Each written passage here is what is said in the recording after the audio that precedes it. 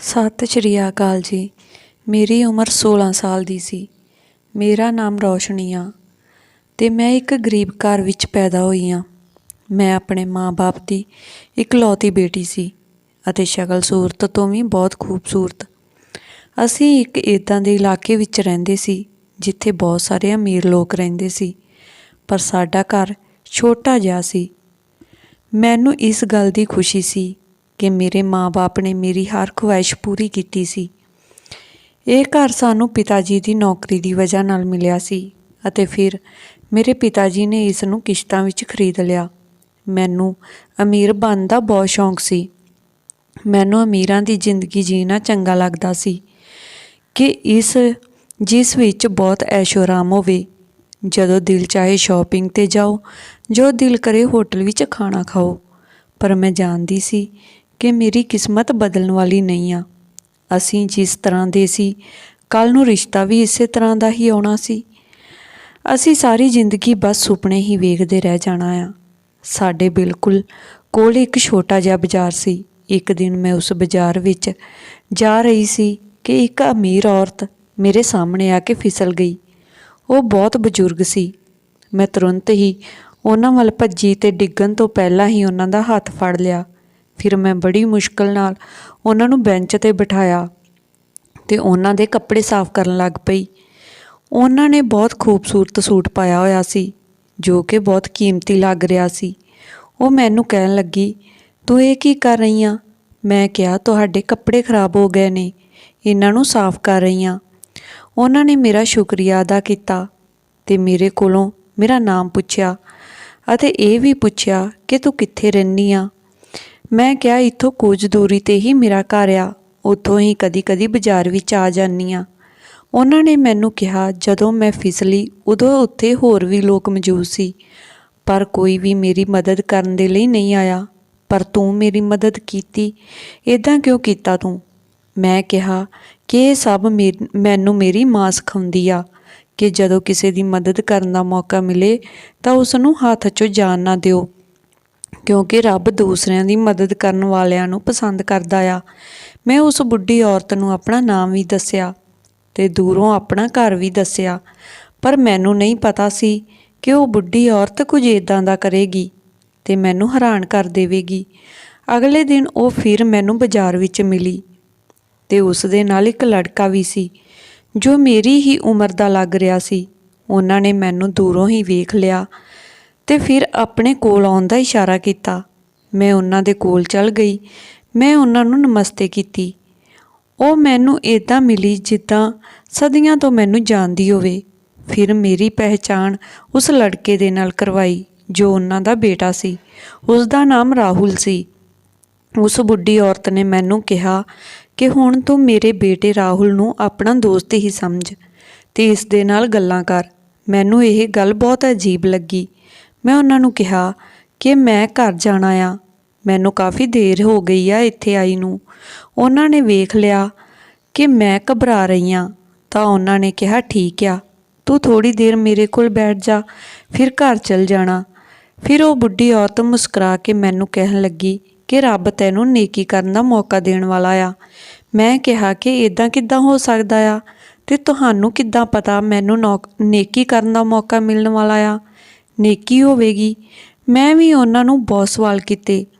वो कहन लगी कि एक नेकी बहुत वड्डी आ अते तैनू इसदा फल भी बहुत ज़्यादा मिलेगा, पर तैनू मजबूत होना पवेगा, बहुत चलाक होना पवेगा।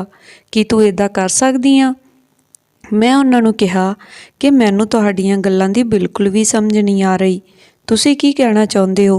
तुसीं जो भी कहना चाहुंदे हो खुल के दसो। मैं तुहाडे नाल वादा करदी हाँ कि जे मैं अपने वल्लों पूरी कोशिश करांगी। उन्हां ने कहा, मैं तैनू जरूर दसांगी, पर हजे नहीं, जदों वक्त आएगा तां मैं हर गल दस दवांगी। खैर तू घर जा, कल मिलदे हाँ। हुण मेरी मुलाकात रोज़ ही हुंदी सी क्योंकि वो भी उसे बाजार विच आउंदे सी। मैं भी कदे कदे बाजार समान लैण चली जांदी सी। शायद उस बुढ़ी औरत दीयां गल्लां ने मैनू बेचैन कर दिता सी। फिर एक दिन वो बुढ़ी औरत मेरे घर आ गई। मैं उन्होंने वेख्या तो उन्होंने बुलाउण उन्हां वल जाण लगी ਤਾਂ ਮੇਰੀ ਮਾਂ ਨੇ ਮੇਰਾ ਰਸਤਾ ਰੋਕ ਲਿਆ ਕਿ ਤੂੰ ਇੱਥੇ ਕੀ ਕਰ ਰਹੀ ਆ, ਅੰਦਰ ਜਾ ਕੇ ਪਹਿਲਾਂ ਤਿਆਰ ਹੋ ਜਾ। ਮੈਂ ਕਿਹਾ ਮੈਂ ਤਿਆਰ ਕਿਉਂ ਹੋਵਾਂ? ਠੀਕ ਹੈ, ਉਹ ਮਹਿਮਾਨ ਹਨ। ਇਹ ਗੱਲ ਹਜੇ ਮੇਰੇ ਮੂੰਹ ਵਿੱਚ ਹੀ ਸੀ ਕਿ ਮੇਰੀ ਮਾਂ ਕਹਿਣ ਲੱਗੀ, ਪਾਗਲ ਲੜਕੀ, ਉਹ ਔਰਤ ਤੇਰਾ ਰਿਸ਼ਤਾ ਲੈ ਕੇ ਆਈ ਆ, ਕਿ ਉਹਨਾਂ ਦੇ ਸਾਹਮਣੇ ਇੱਦਾਂ ਮੂੰਹ ਲੈ ਕੇ ਜਾਵੇਂਗੀ? ਇਹ ਸੁਣ ਕੇ ਤਾਂ ਮੇਰੇ ਪੈਰਾਂ ਹੇਠੋਂ ਜ਼ਮੀਨ ਹੀ ਨਿਕਲ ਗਈ। ਉਹ ਔਰਤ ਮੇਰੇ ਵਾਸਤੇ ਆਪਣੇ ਉਸੇ ਬੇਟੇ ਦਾ ਰਿਸ਼ਤਾ ਲੈ ਕੇ ਆਈ ਸੀ। ਇੱਦਾਂ ਕਿੱਦਾਂ ਹੋ ਸਕਦਾ ਸੀ? ਉਹ ਤਾਂ ਮੈਨੂੰ ਪਹਿਲਾਂ ਹੀ ਵੇਖ ਚੁੱਕੀ ਸੀ। ਖੈਰ, ਮੈਂ ਜਲਦੀ ਨਾਲ ਤਿਆਰ ਹੋ ਗਈ ਤੇ ਉਹਨਾਂ ਦੇ ਨਾਲ ਇੱਦਾਂ ਪੇਸ਼ ਆਈ ਜਿੱਦਾਂ ਉਹਨਾਂ ਨੂੰ ਨਹੀਂ ਜਾਣਦੀ। ਫਿਰ ਉਹਨਾਂ ਨੇ ਆਪ ਹੀ ਦੱਸ ਦਿੱਤਾ ਕਿ ਤੁਹਾਡੀ ਬੇਟੀ ਨੂੰ ਬਾਜ਼ਾਰ ਵਿੱਚ ਵੇਖਿਆ ਸੀ, ਬਹੁਤ ਪਿਆਰੀ ਬੱਚੀ ਆ। ਮੇਰੇ ਮਾਂ-ਬਾਪ ਤਾਂ ਇਸ ਰਿਸ਼ਤੇ ਤੋਂ ਖੁਸ਼ ਸੀ। ਉਹਨਾਂ ਨੇ ਮੇਰਾ ਰਿਸ਼ਤਾ ਰਾਹੁਲ ਦੇ ਨਾਲ ਪੱਕਾ ਕਰ ਦਿੱਤਾ। ਪਰ ਮੈਨੂੰ ਉਹਨਾਂ 'ਤੇ ਬਹੁਤ ਗੁੱਸਾ ਆਇਆ ਕਿਉਂਕਿ ਮੈਂ ਹਜੇ ਵਿਆਹ ਲਈ ਨਹੀਂ ਕਰਨਾ ਸੀ। ਉਹ ਸਾਰੇ ਹੱਸ-ਹੱਸ ਕੇ ਗੱਲਾਂ ਕਰ ਰਹੇ ਸੀ। ਫਿਰ ਉਸ ਬੁੱਢੀ ਔਰਤ ਨੇ ਮੈਨੂੰ ਆਪਣੇ ਕੋਲ ਬੁਲਾਇਆ ਤੇ ਮੇਰੇ ਹੱਥ ਵਿੱਚ ਇੱਕ ਡੱਬਾ ਫੜਾਇਆ। ਮਾਂ ਨੇ ਕਿਹਾ, ਇਹ ਤੁਸੀਂ ਕੀ ਕਰ ਰਹੇ ਹੋ? ਇਸ ਦੀ ਕੀ ਜ਼ਰੂਰਤ ਹੈ? ਬੁੱਢੀ ਔਰਤ ਨੇ ਕਿਹਾ, ਰੌਸ਼ਨੀ ਹੁਣ ਮੇਰੀ ਬੇਟੀ ਹੈ, ਮੈਂ ਇਸ ਦੇ ਵਾਸਤੇ ਤੋਹਫਾ ਲਿਆਈ ਹਾਂ। ਘਰ ਵਾਲੇ ਵੀ ਬਹੁਤ ਖੁਸ਼ ਸੀ। ਜਦੋਂ ਉਹ ਔਰਤ ਸਾਡੇ ਘਰੋਂ ਚਲੀ ਗਈ ਤਾਂ ਮੈਂ ਆਪਣੇ ਘਰ ਵਾਲਿਆਂ ਦੇ ਸਾਹਮਣੇ ਉਹ ਡੱਬਾ ਖੋਲ੍ਹਿਆ ਤਾਂ ਉਸ ਵਿੱਚ ਮੇਰੇ ਵਾਸਤੇ ਇੱਕ ਮੋਬਾਈਲ ਫੋਨ ਸੀ ਤੇ ਉਸ ਦੇ ਵਿੱਚ ਇੱਕ ਸਿਮ ਪਾਈ ਹੋਈ ਸੀ। ਮੇਰੇ ਮਾਂ-ਬਾਪ ਤਾਂ ਇਸ ਮਹਿੰਗੇ ਫੋਨ ਨੂੰ ਵੇਖ ਕੇ ਖੁਸ਼ ਹੋ ਗਏ ਸੀ, ਪਰ ਮੈਨੂੰ ਚੰਗਾ ਨਹੀਂ ਲੱਗ ਰਿਹਾ ਸੀ। ਜਦੋਂ ਮੈਂ ਉਸ ਮੋਬਾਈਲ ਨੂੰ ਲੈ ਕੇ ਆਪਣੇ ਕਮਰੇ ਵਿੱਚ ਗਈ ਤਾਂ ਉਸ 'ਤੇ ਇੱਕ ਕਾਲ ਆ ਰਹੀ ਸੀ। ਉਹ ਕਾਲ ਮੇਰੀ ਹੋਣ ਵਾਲੀ ਸੱਸ ਨੇ ਕੀਤੀ ਸੀ। ਫਿਰ ਉਹਨਾਂ ਨੇ ਮੈਨੂੰ ਇੱਕ ਇੱਦਾਂ ਦੀ ਗੱਲ ਦੱਸੀ ਜਿਸ ਨੂੰ ਸੁਣ ਕੇ ਮੇਰੇ ਕਦਮਾਂ ਹੇਠੋਂ ਜ਼ਮੀਨ ਹੀ ਨਿਕਲ ਗਈ।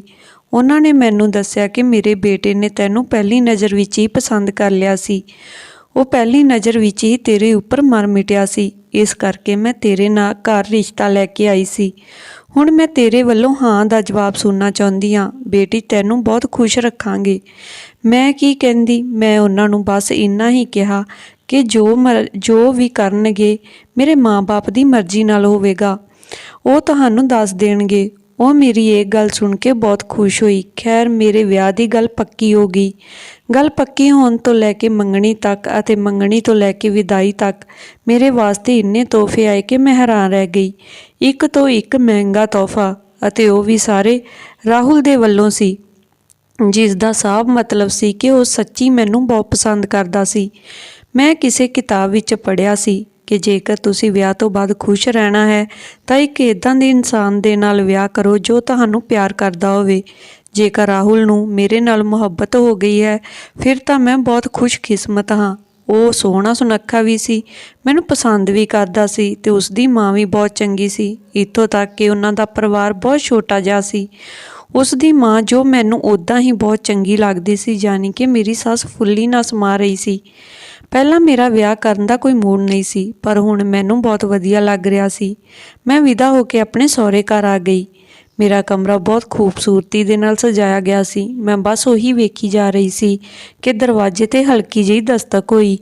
ਮੈਂ ਚੰਗੀ ਤਰ੍ਹਾਂ ਬੈਠ ਗਈ, ਪਰ ਉਸ ਸਮੇਂ ਰਾਹੁਲ ਨਹੀਂ ਬਲਕਿ ਮੇਰੀ ਸੱਸ ਆਈ ਸੀ।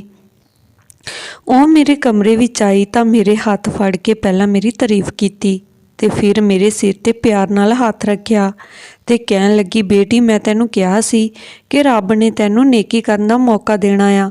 ਕਿਸੇ ਨੂੰ ਸਹੀ ਰਾਹ 'ਤੇ ਲਿਆਉਣਾ ਵੀ ਨੇਕੀ ਹੀ ਹੁੰਦੀ ਹੈ, ਕਿਸੇ ਨੂੰ ਬਦਲਣਾ ਵੀ ਤਾਂ ਨੇਕੀ ਹੀ ਹੁੰਦੀ ਹੈ। ਜੇਕਰ ਕੋਈ ਬਹੁਤ ਬੁਰਾ ਇਨਸਾਨ ਹੈ ਤੇ ਉਸ ਨੂੰ ਇੱਕ ਚੰਗਾ ਇਨਸਾਨ ਬਣਾਉਣਾ ਵੀ ਤਾਂ ਇੱਕ ਨੇਕੀ ਹੀ ਹੈ। ਮੈਂ ਉਹਨਾਂ ਨੂੰ ਕਿਹਾ ਕਿ ਮੈਂ ਤੁਹਾਡੀ ਗੱਲ ਸਮਝੀ ਨਹੀਂ। ਤੁਸੀਂ ਜੋ ਕੁਝ ਵੀ ਕਹਿਣਾ ਹੈ ਉਹ ਬਹੁਤ ਚੰਗਾ ਕੰਮ ਹੈ, ਪਰ ਤੁਸੀਂ ਮੈਨੂੰ ਚੰਗੀ ਤਰ੍ਹਾਂ ਖੁੱਲ੍ਹ ਕੇ ਦੱਸੋ। ਉਹ ਮੁਸਕਰਾ ਕੇ ਕਹਿਣ ਲੱਗੀ, ਹਜੇ ਬਹੁਤ ਦਿਨ ਹਨ, ਪਹਿਲਾਂ ਤੂੰ ਇਸ ਘਰ ਵਿੱਚ ਐਡਜਸਟ ਹੋ ਜਾ। ਰਾਹੁਲ ਦੀ ਤਾਂ ਰੂਟੀਨ ਹੈ ਕਿ ਉਹ ਸਵੇਰੇ ਹੀ ਆਫਿਸ ਚਲ ਜਾਂਦਾ ਹੈ ਤੇ ਰਾਤ ਨੂੰ ਹੀ ਵਾਪਸ ਆਉਂਦਾ ਹੈ। ਸਾਡੇ ਕੋਲ ਸਾਰਾ ਦਿਨ ਹੋਇਆ ਕਰਨਾ ਹੈ, ਅਸੀਂ ਗੱਲਾਂ ਕਰਿਆ ਕਰਾਂਗੇ।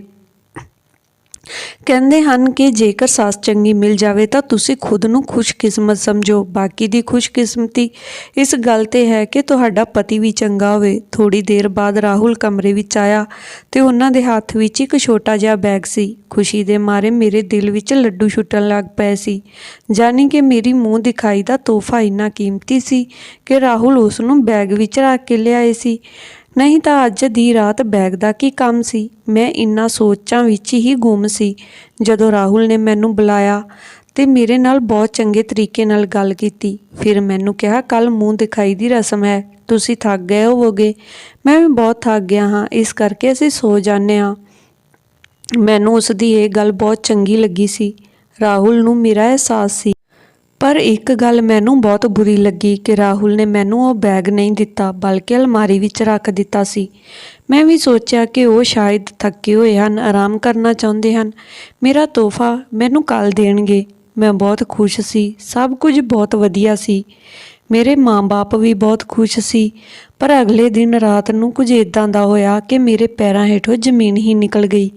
ਮੈਂ ਹੈਰਾਨ ਪਰੇਸ਼ਾਨ ਰਾਹੁਲ ਨੂੰ ਵੇਖ ਰਹੀ ਸੀ। ਉਸਨੇ ਕਮਰੇ ਦਾ ਦਰਵਾਜ਼ਾ ਬੰਦ ਕੀਤਾ ਤੇ ਮੇਰੇ ਸਾਹਮਣੇ ਬੈਠ ਗਿਆ। ਮੈਨੂੰ ਪੁੱਛਿਆ ਕਿ ਤੂੰ ਠੀਕ ਆ? ਮੈਂ ਕਿਹਾ, ਮੈਂ ਤਾਂ ਠੀਕ ਹਾਂ, ਪਰ ਤੁਸੀਂ ਇਹ ਸਭ ਕਿਉਂ ਪੁੱਛ ਰਹੇ ਹੋ? ਥੋੜ੍ਹੀ ਦੇਰ ਬਾਅਦ ਰਾਹੁਲ ਨੇ ਉਹੀ ਬੈਗ ਖੋਲ੍ਹਿਆ ਤੇ ਮੇਰੇ ਸਾਹਮਣੇ ਰੱਖ ਦਿੱਤਾ। ਮੈਂ ਹੈਰਾਨ ਰਹਿ ਗਈ। ਉਹ ਬੈਗ ਨੋਟਾਂ ਨਾਲ ਭਰਿਆ ਹੋਇਆ ਸੀ। ਉਸ ਨੂੰ ਬਹੁਤ ਮੁਸ਼ਕਲ ਨਾਲ ਬੰਦ ਕੀਤਾ ਗਿਆ ਸੀ। ਰਾਹੁਲ ਨੇ 2 ਪਲ ਦੇ ਲਈ ਮੇਰੇ ਵੱਲ ਵੇਖਿਆ ਤੇ ਫਿਰ ਕਹਿਣ ਲੱਗੇ, ਮੈਂ ਯਕੀਨਨ ਇਹ ਗੱਲ ਕਹਿ ਸਕਦਾ ਹਾਂ ਕਿ ਤੂੰ ਜ਼ਿੰਦਗੀ ਵਿੱਚ ਇੰਨੇ ਪੈਸੇ ਇਕੱਠੇ ਕਦੀ ਨਹੀਂ ਦੇਖੇ ਹੋਣਗੇ। ਮੈਂ ਕਿਹਾ, ਪਰ ਮੈਂ ਇਹਨਾਂ ਪੈਸਿਆਂ ਦਾ ਕੀ ਕਰਨਾ ਹੈ? ਰਾਹੁਲ ਨੇ ਮੈਨੂੰ ਕਿਹਾ, ਜੋ ਗੱਲ ਮੈਂ ਹੁਣ ਤੇਰੇ ਨਾਲ ਕਰਨ ਵਾਲਾ ਹਾਂ, ਉਸ ਗੱਲ ਨੂੰ ਗੌਰ ਨਾਲ ਸੁਣਨਾ, ਇਸ ਨੂੰ ਮਜ਼ਾਕ ਨਾ ਸਮਝਣਾ। ਇਹ ਸਾਰੇ ਪੈਸੇ ਤੇਰੇ ਹੋ ਸਕਦੇ ਨੇ। ਮੈਂ ਉਸ ਦੇ ਵੱਲ ਵੇਖਿਆ ਕਿ ਇੱਦਾਂ ਕਿੱਦਾਂ ਹੋ ਸਕਦਾ ਹੈ? ਤੁਹਾਡਾ ਕੀ ਮਤਲਬ ਹੈ? ਉਸਨੇ ਮੈਨੂੰ ਕਿਹਾ, ਤੂੰ ਸਮਝਦਾਰ ਹੈ। ਇਹ ਸਾਰੇ ਪੈਸੇ ਤੇਰੇ ਹੋ ਸਕਦੇ ਨੇ, ਬਸ ਤੂੰ ਕਿਸੇ ਨਾ ਕਿਸੇ ਬਹਾਨੇ ਮੇਰੇ ਕੋਲੋਂ ਤਲਾਕ ਲੈ ਲਾ। ਸਾਡੇ ਵਿਆਹ ਦਾ ਦੂਸਰਾ ਦਿਨ ਸੀ। ਮੈਂ ਆਪਣੇ ਵਿਆਹ ਤੋਂ ਬਹੁਤ ਖੁਸ਼ ਸੀ, ਪਰ ਜਦੋਂ ਉਸਨੇ ਮੈਨੂੰ ਕਿਹਾ ਕਿ ਤੂੰ ਮੇਰੇ ਕੋਲੋਂ ਤਲਾਕ ਲੈ ਲਾ ਤਾਂ ਮੇਰਾ ਦਿਲ ਬੈਠ ਜਾ ਗਿਆ। ਮੈਨੂੰ ਸਮਝ ਨਹੀਂ ਆ ਰਿਹਾ ਸੀ ਕਿ ਮੈਂ ਕੀ ਜਵਾਬ ਦੇਵਾਂ। ਉਹ ਤਾਂ ਪਹਿਲਾਂ ਹੀ ਕਹਿ ਚੁੱਕਿਆ ਸੀ ਕਿ ਇਸ ਗੱਲ ਨੂੰ ਮਜ਼ਾਕ ਨਾ ਸਮਝਣਾ। ਮੈਂ ਉਸ ਨੂੰ ਕਿਹਾ ਕਿ ਤੂੰ ਇਹ ਸਭ ਕਿਉਂ ਕਹਿ ਰਿਹਾ ਹੈ? ਕਿ ਤੂੰ ਮੇਰੇ ਤੋਂ ਖੁਸ਼ ਨਹੀਂ? ਤੁਸੀਂ ਤਾਂ ਮੈਨੂੰ ਪਸੰਦ ਕਰਕੇ ਮੇਰੇ ਨਾਲ ਵਿਆਹ ਕੀਤਾ ਆ। ਤੁਸੀਂ ਤਾਂ ਮੇਰੇ ਦੀਵਾਨੇ ਸੀ, ਰੋਜ਼ ਮੇਰੇ ਵਾਸਤੇ ਤੋਹਫੇ ਭੇਜਦੇ ਸੀ। ਜੇਕਰ ਤੁਸੀਂ ਵਿਆਹ ਦੇ ਦੂਸਰੇ ਦਿਨ ਮੈਨੂੰ ਇਹੀ ਕਹਿਣਾ ਸੀ ਕਿ ਮੇਰੇ ਤੋਂ ਤਲਾਕ ਲੈ ਲਾ, ਫਿਰ ਮੇਰੇ ਨਾਲ ਵਿਆਹ ਹੀ ਕਿਉਂ ਕੀਤਾ? ਰਾਹੁਲ ਕਹਿਣ ਲੱਗਾ, ਮੈਂ ਤਾਂ ਕਦੀ ਤੈਨੂੰ ਕੋਈ ਤੋਹਫਾ ਨਹੀਂ ਭੇਜਿਆ, ਬਲਕਿ ਤੂੰ ਤਾਂ ਆਪ ਮੈਨੂੰ ਪਸੰਦ ਕੀਤਾ ਸੀ ਤੇ ਮੈਨੂੰ ਤੋਹਫੇ ਭੇਜਦੀ ਸੀ। ਮੈਂ ਤਾਂ ਪਾਗਲ ਹੋ ਰਹੀ ਸੀ ਕਿਉਂਕਿ ਮੈਂ ਵੀ ਰਾਹੁਲ ਨੂੰ ਕੋਈ ਤੋਹਫਾ ਨਹੀਂ ਭੇਜਿਆ ਸੀ। ਮੇਰੇ ਕੋਲ ਤਾਂ ਤੋਹਫਾ ਖਰੀਦਣ ਦੇ ਲਈ ਪੈਸੇ ਵੀ ਨਹੀਂ ਸਨ। ਇੱਦਾਂ ਲੱਗ ਰਿਹਾ ਸੀ ਜਿੱਦਾਂ ਕੋਈ ਮੇਰੇ ਨਾਲ ਖੇਡ ਰਿਹਾ ਹੋਵੇ। ਪਰ ਇੱਦਾਂ ਕਿੱਦਾਂ ਹੋ ਸਕਦਾ ਹੈ? ਰਾਹੁਲ ਨੇ ਮੈਨੂੰ ਕਿਹਾ, ਮੇਰੀ ਗੱਲ ਗੌਰ ਨਾਲ ਸੁਣ। ਜੇ ਤੂੰ ਮੇਰੇ ਤੋਂ ਤਲਾਕ ਲੈ ਲਵੇਂ ਤਾਂ ਇਹ 80 ਲੱਖ ਰੁਪਏ ਤੇਰੇ ਹੋ ਸਕਦੇ ਨੇ, ਪਰ ਤੈਨੂੰ ਇਸ ਦੇ ਬਦਲੇ ਮੇਰੇ ਕੋਲੋਂ ਤਲਾਕ ਆਪਣੇ ਵੱਲੋਂ ਮੰਗ ਕੇ ਲੈਣਾ ਹੋਵੇਗਾ, ਉਹ ਵੀ ਸਾਰਿਆਂ ਦੇ ਸਾਹਮਣੇ। ਮੈਂ ਇੱਦਾਂ ਕਿਉਂ ਕਰ ਰਿਹਾ ਹਾਂ ਇਹ ਗੱਲ ਮੈਂ ਤੈਨੂੰ ਬਾਅਦ ਵਿੱਚ ਦੱਸ ਦੇਵਾਂਗਾ, ਪਰ ਹਜੇ ਮੇਰੇ ਕੋਲੋਂ ਇਸ ਬਾਰੇ ਕੁਝ ਵੀ ਨਾ ਪੁੱਛਣਾ, ਕਿਉਂਕਿ ਹਜੇ ਮੈਂ ਤੈਨੂੰ ਕੁਝ ਵੀ ਨਹੀਂ ਦੱਸ ਸਕਦਾ। ਜੇਕਰ ਤੂੰ ਮੇਰੀ ਗੱਲ ਨਾ ਮੰਨੀ ਤਾਂ ਮੈਂ ਕਿਸੇ ਤਰ੍ਹਾਂ ਤੇਰੇ ਕੋਲੋਂ ਜਾਨ ਛੁਡਵਾ ਲਵਾਂਗਾ। ਇਸ ਤੋਂ ਬਿਹਤਰ ਹੈ ਕਿ ਤੂੰ ਆਪ ਮੇਰੀ ਗੱਲ ਮੰਨ ਲੈ। ਮੈਂ ਰਾਹੁਲ ਨੂੰ ਕਿਹਾ ਕਿ ਮੈਂ ਸੋਚ ਕੇ ਦੱਸਾਂਗੀ, ਕਿਉਂਕਿ ਫਿਲਹਾਲ ਮੈਨੂੰ ਕੁਝ ਵੀ ਸਮਝ ਨਹੀਂ ਆ ਰਿਹਾ ਸੀ। ਮੈਂ ਉਸ ਦੇ ਕੋਲੋਂ 5 ਦਿਨ ਦਾ ਵਕਤ ਲੈ ਲਿਆ। ਰਾਹੁਲ ਨੇ ਮੈਨੂੰ ਕਿਹਾ ਕਿ ਇਹ ਗੱਲ ਸਾਡੇ ਦੋਨਾਂ ਦੇ ਵਿੱਚ ਹੀ ਰਹਿਣੀ ਚਾਹੀਦੀ ਹੈ। ਉਸ ਦੀ ਗੱਲ ਸੁਣ ਕੇ ਮੈਂ ਹੱਸ ਪਈ ਕਿ ਮੇਰੇ ਤੋਂ ਤਲਾਕ ਲੈਣ ਦੀਆਂ ਗੱਲਾਂ ਕਰ ਰਹੇ ਹੋ, ਮੇਰੀ ਜ਼ਿੰਦਗੀ ਉਜਾੜਨ ਦੀ ਗੱਲ ਕਰ ਰਹੇ ਹੋ ਤੇ ਚਾਹੁੰਦੇ ਹੋ ਕਿ ਮੈਂ ਕਿਸੇ ਨੂੰ ਦੱਸਾਂ ਵੀ ਨਾ। ਮੇਰੀਆਂ ਅੱਖਾਂ ਵਿੱਚ ਅੱਥਰੂ ਆ ਗਏ ਕਿਉਂਕਿ ਮੈਂ ਬਹੁਤ ਦੁਖੀ ਹੋ ਗਈ ਸੀ।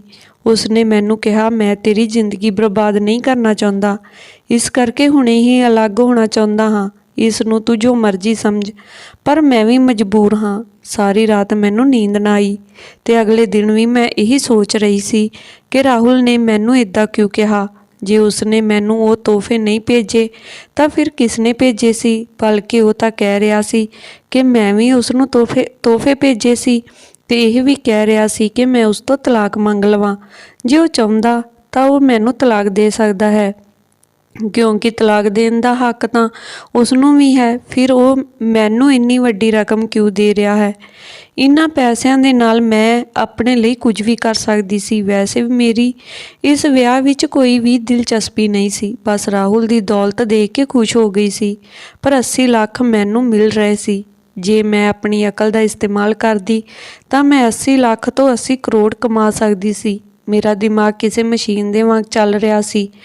ਪਰ ਰਾਹੁਲ ਇੱਦਾਂ ਕਿਉਂ ਚਾਹੁੰਦਾ ਹੈ ਕਿ ਮੈਂ ਉਹ ਤੋਂ ਤਲਾਕ ਲੈ ਲਵਾਂ? ਇਸ ਤਰ੍ਹਾਂ ਦਾ ਤਾਂ ਉਸ ਦੀ ਬਦਨਾਮੀ ਹੋਵੇਗੀ। ਜ਼ਾਹਿਰ ਹੈ ਕਿ ਜਦੋਂ ਮੈਂ ਉਸ ਤੋਂ ਤਲਾਕ ਮੰਗਦੀ ਤਾਂ ਉਸ ਦੀ ਕੋਈ ਵਜ੍ਹਾ ਵੀ ਦੱਸਣੀ ਪੈਂਦੀ। ਸਾਰੇ ਖਾਨਦਾਨ ਵਾਲੇ ਅਤੇ ਘਰ ਵਾਲੇ ਮੇਰੇ ਪਿੱਛੇ ਪੈ ਜਾਣਗੇ ਜੇਕਰ ਮੈਂ ਇਹ ਸਭ ਕਰਕੇ ਸਾਰਿਆਂ ਸਾਹਮਣੇ ਰਾਹੁਲ ਨੂੰ ਬਦਨਾਮ ਕਰਦੀ ਤੇ ਆਪਣੇ ਆਪ ਨੂੰ ਜਲੀਲ ਵੀ ਕਰਦੀ।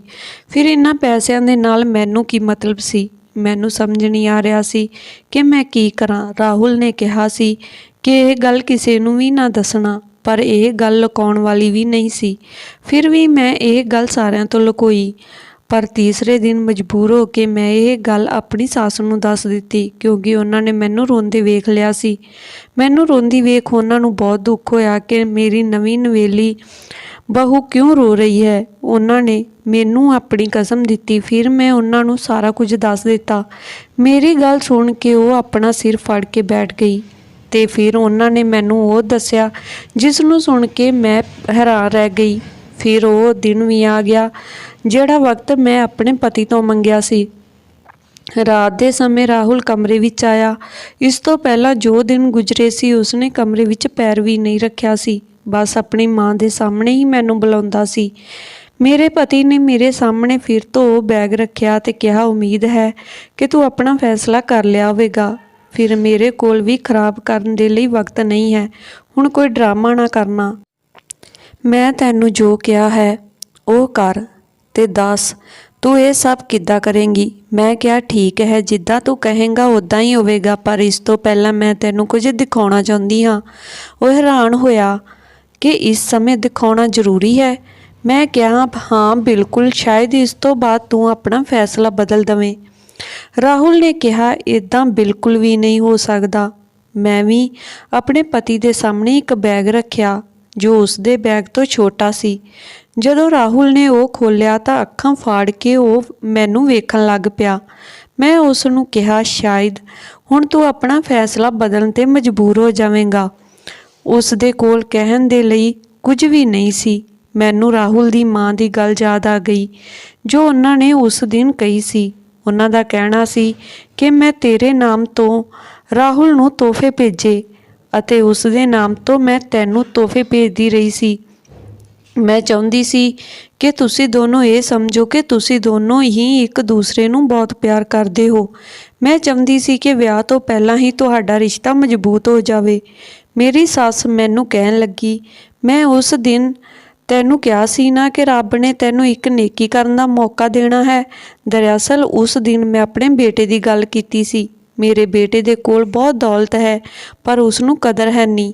ਉਹ ਇਸ ਦੌਲਤ ਨੂੰ ਦੋਨਾਂ ਹੱਥਾਂ ਨਾਲ ਉਡਾ ਰਿਹਾ ਹੈ, ਜਿਸ ਕਰਕੇ ਮੈਂ ਉਸ ਦੇ ਲਈ ਇੱਕ ਵਸੀਅਤ ਲਿਖ ਦਿੱਤੀ ਸੀ ਜਿਸ ਦੇ ਮੁਤਾਬਕ ਉਸ ਦੇ ਵਿਆਹ ਤੋਂ ਬਾਅਦ ਉਸ ਦੀ ਸਾਰੀ ਜਾਇਦਾਦ ਉਸ ਦੀ ਪਤਨੀ ਦੇ ਨਾਮ ਹੋ ਜਾਵੇਗੀ। ਇੱਥੋਂ ਤੱਕ ਕਿ ਜੇਕਰ ਉਸ ਨੂੰ ਪੈਸੇ ਵੀ ਖਰਚ ਕਰਨੇ ਹੋਣਗੇ ਤਾਂ ਪਤਨੀ ਦੇ ਦਸਤਕ ਤੋਂ ਬਿਨਾਂ ਨਹੀਂ ਮਿਲਣਗੇ। ਇਸ ਕਰਕੇ ਉਹ ਤੇਰੇ ਨਾਲ ਚਾਲ ਖੇਡ ਰਿਹਾ ਸੀ, ਤੈਨੂੰ ਪੈਸੇ ਦਿਖਾ ਕੇ ਇਸ ਕਰਕੇ ਮਜਬੂਰ ਕਰਨਾ ਚਾਹੁੰਦਾ ਸੀ ਕਿ ਤੂੰ ਆਪ ਹੀ ਤਲਾਕ ਲੈ ਲਵੇਂ। ਇਸ ਵਸੀਅਤ ਦੇ ਮੁਤਾਬਕ ਮੇਰਾ ਬੇਟਾ ਆਪ ਆਪਣੀ ਪਤਨੀ ਤੋਂ ਤਲਾਕ ਵੀ ਨਹੀਂ ਲੈ ਸਕਦਾ ਸੀ। ਜਦੋਂ ਤੂੰ ਉਸ ਤੋਂ ਤਲਾਕ ਲਵੇਂਗੀ ਤਾਂ ਉਹ ਕਹੇਗਾ, ਮੈਂ ਕੀ ਕਰਾਂ ਜਦੋਂ ਉਹ ਮੇਰੇ ਨਾਲ ਨਹੀਂ ਰਹਿਣਾ ਚਾਹੁੰਦੀ। ਇਸ ਤਰ੍ਹਾਂ ਉਸ ਦੀ ਆਜ਼ਾਦੀ ਉਸ ਨੂੰ ਵਾਪਸ ਮਿਲ ਜਾਵੇਗੀ। ਮੈਂ ਆਪਣੀ ਸੱਸ ਨੂੰ ਕਿਹਾ, ਤੁਸੀਂ ਇੱਦਾਂ ਨਹੀਂ ਕਰੋਗੇ। ਇਸ ਤਰ੍ਹਾਂ ਤਾਂ ਤੁਸੀਂ ਉਸ ਦਾ ਵਿਆਹ ਹੀ ਕਰਦੇ ਰਹੋਗੇ ਅਤੇ ਰਾਹੁਲ ਵੀ ਹਰ ਵਾਰੀ ਪੈਸੇ ਦੀ ਆਫਰ ਆ ਕੇ ਤਲਾਕ ਦੇ ਦਿਆ ਕਰੇਗਾ। ਮੇਰੀ ਸੱਸ ਨੇ ਕਿਹਾ, ਮੇਰੇ ਕਹਿਣ 'ਤੇ ਇੱਕ ਹੋਰ ਵਸੀਅਤ ਲਿਖੀ ਜਿਸ ਦੇ ਮੁਤਾਬਿਕ ਰਾਹੁਲ ਆਪਣੀ ਮਰਜ਼ੀ ਨਾਲ ਆਪਣੀ ਦੌਲਤ ਖਰਚ ਕਰ ਸਕਦਾ ਹੈ ਜਦੋਂ ਤੱਕ ਮੈਂ ਉਸ ਦੇ ਨਾਲ ਰਹਾਂਗੀ। ਇਹ ਵਾਕਈ ਬਹੁਤ ਹੀ ਅਲੱਗ ਕਿਸਮ ਦੀ ਵਸੀਅਤ ਸੀ, ਪਰ ਇਹੀ ਸੱਚ ਸੀ। ਹੁਣ ਮੇਰਾ ਪਤੀ ਆਪਣਾ ਸਿਰ ਫੜ ਕੇ ਬੈਠ ਗਿਆ ਸੀ। ਉਸ ਨੂੰ ਕੁਝ ਵੀ ਸਮਝ ਨਹੀਂ ਆ ਰਿਹਾ ਸੀ। ਮੈਂ ਉਸ ਨੂੰ ਸਮਝਾਇਆ ਕਿ ਵਿਆਹ ਦਾ ਮਤਲਬ ਜ਼ਿੰਦਗੀ ਖਤਮ ਹੋਣਾ ਨਹੀਂ ਹੁੰਦਾ। ਮੈਂ ਤੁਹਾਨੂੰ ਪਸੰਦ ਕਰਦੀ ਹਾਂ, ਤੁਹਾਡੇ ਨਾਲ ਰਹਿਣਾ ਚਾਹੁੰਦੀ ਹਾਂ, ਕਦੀ ਵੀ ਤੁਹਾਨੂੰ ਤੰਗ ਨਹੀਂ ਕਰਾਂਗੀ। ਮੈਂ ਹਮੇਸ਼ਾ ਤੁਹਾਡਾ ਸਾਥ ਦੇਣ ਦੀ ਕੋਸ਼ਿਸ਼ ਕਰਾਂਗੀ। ਮੇਰੇ ਪਤੀ ਨੇ 2 ਦਿਨ ਤੱਕ ਮੇਰੇ ਨਾਲ ਗੱਲ ਨਾ ਕੀਤੀ। ਫਿਰ ਆਪਣੀ ਮਾਂ ਦੇ ਸਮਝਾਉਣ 'ਤੇ ਰਾਹੁਲ ਨੇ ਆਪਣੀ ਮਾਂ ਅਤੇ ਮੇਰੇ ਕੋਲੋਂ ਮਾफ़ੀ ਮੰਗ ਲਈ ਸੀ ਤੇ ਮੈਨੂੰ ਛੱਡਣ ਦਾ ਇਰਾਦਾ ਛੱਡ ਦਿੱਤਾ ਸੀ। ਅਸੀਂ ਘੁੰਮਣ ਦੇ ਲਈ ਦੇਸ਼ ਤੋਂ ਬਾਹਰ ਗਏ। ਵਾਪਸ ਆਏ ਤਾਂ ਅਸੀਂ ਦੋਨੋਂ ਹੀ ਇੱਕ ਦੂਸਰੇ ਦੀ ਮੁਹੱਬਤ ਵਿੱਚ ਖੋ ਗਏ ਸੀ। ਮੈਂ ਬਹੁਤ ਹੀ ਸਮਝਦਾਰੀ ਅਤੇ ਆਪਣੀ ਸੱਸ ਦੇ ਕਹਿਣ 'ਤੇ ਆਪਣੇ ਪਤੀ ਨੂੰ ਮਨਾ ਲਿਆ ਸੀ। ਉਸ ਦੀ ਪਹਿਲੇ ਦੀ ਜ਼ਿੰਦਗੀ ਬਹੁਤ ਅਯਾਸ਼ੀ ਵਾਲੀ ਵਿੱਚ ਗੁਜ਼ਰੀ ਸੀ। ਉਸ ਨੂੰ ਪੈਸਿਆਂ ਦੀ ਕੋਈ ਕਦਰ ਨਹੀਂ ਸੀ। ਇਸੇ ਕਰਕੇ ਮੇਰੀ ਸੱਸ ਨੇ ਮੇਰਾ ਵਿਆਹ ਉਸ ਦੇ ਨਾਲ ਕੀਤਾ ਸੀ ਅਤੇ ਹੁਣ ਰਾਹੁਲ ਮੇਰੇ ਨਾਲ ਬਹੁਤ ਖੁਸ਼ ਸੀ। ਧੰਨਵਾਦ ਜੀ। ਇਹ ਸੀ ਅੱਜ ਦੀ ਆਪਣੀ ਕਹਾਣੀ। ਜੇਕਰ ਕਹਾਣੀ ਵਧੀਆ ਲੱਗੀ ਹੋਵੇ ਤਾਂ ਲਾਈਕ ਕਮੈਂਟ ਸ਼ੇਅਰ ਜ਼ਰੂਰ ਕਰਨਾ ਤੇ ਚੈਨਲ ਨੂੰ ਸਬਸਕ੍ਰਾਈਬ ਜ਼ਰੂਰ ਕਰ ਦੇਣਾ ਜੀ।